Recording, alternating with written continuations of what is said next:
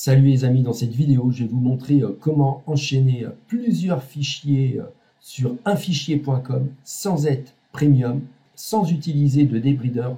Donc comment enchaîner plusieurs fichiers sans temps d'attente en étant non premium. Alors comme vous le savez, sur unfichier.com, le premier fichier, vous le téléchargez au maximum de votre bande passante. Exemple, donc on va regarder le fichier que j'ai lancé. Et là, vous voyez, je télécharge donc à peine 5 mégasecondes. Donc là, je suis en utilisateur non premium avec mon IP file. Ceux qui ont des IP dynamiques de leur fournisseur d'accès à Internet, c'est très simple.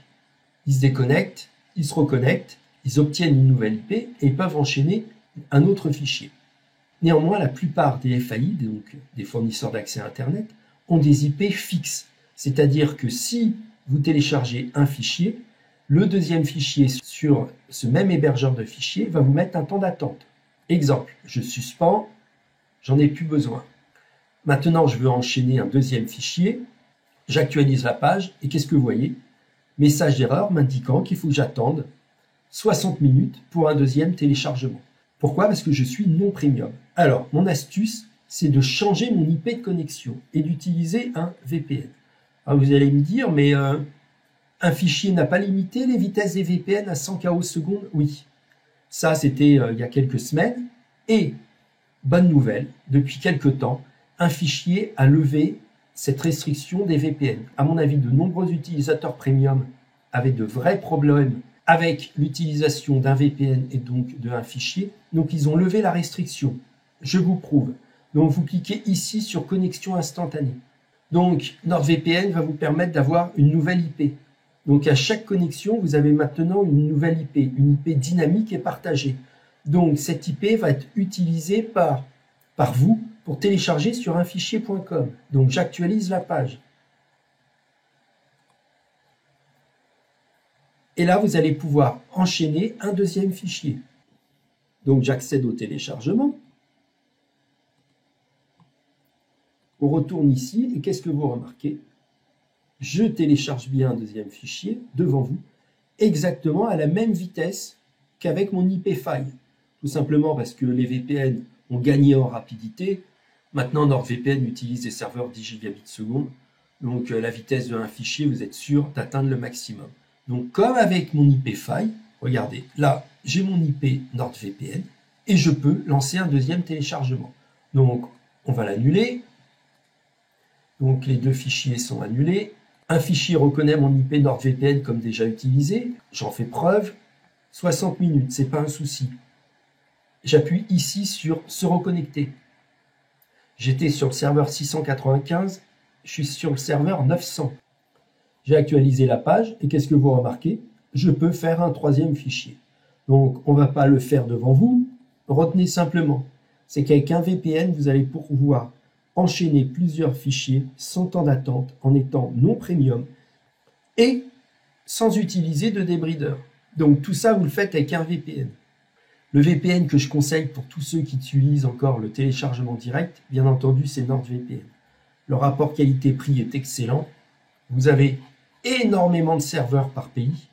Donc, vous ne serez pas gêné par un autre utilisateur qui utilise une IP NordVPN. Ici, vous cliquez bien sur Peer-to-Peer ou ici, se connecter. Je clique sur Peer-to-Peer. Et là, vous avez à chaque connexion une nouvelle IP no-log dynamique et partagée que vous allez pouvoir utiliser sur unfichier.com. Sachant que unfichier.com est le dernier vrai hébergeur de fichiers. Up2Box, Ulos, tout ça, ils ferment les uns après les autres. Donc, il faut protéger notre petit unfichier.com. Alors, si vous remarquez sur la vidéo, j'ai téléchargé à 5 mégasecondes. Honnêtement, il y en a un peu marre de unfichier.com. Il y en a un peu marre du téléchargement direct. J'arrête pas de vous parler du réseau Usenet. Pourquoi? Parce que vous allez télécharger beaucoup plus rapidement. Alors, je ferme cette fenêtre et je vais vous lancer juste pour vous montrer un petit fichier que je télécharge sur Usenet. Et vous allez voir que vous allez pouvoir non seulement télécharger beaucoup plus rapidement, mais que sur Usenet, vous avez un espace de stockage qui est démentiel. Plus de 5500 jours. Des choses que vous n'aurez jamais chez les hébergeurs de fichiers. Me voici donc sur SabenZBD, mon logiciel pour télécharger sur Usenet. Je suis bien entendu connecté à NewHosting. Vous avez mon lien sous la vidéo au cas où. Donc, le meilleur fournisseur d'accès à Usenet. Je lance SAP NZBD. Je mets un fichier NZB. Je clique sur Add. Et voilà, regardez un peu les vitesses de téléchargement que j'obtiens avec Usenet. Donc les vitesses sont quand même largement meilleures sur Usenet donc, que sur un fichier.com ou sur le téléchargement direct. Donc, vous avez bien compris, si vous voulez éviter le temps d'attente entre deux fichiers, il faut passer par un VPN qui vous permettra de switcher d'IP.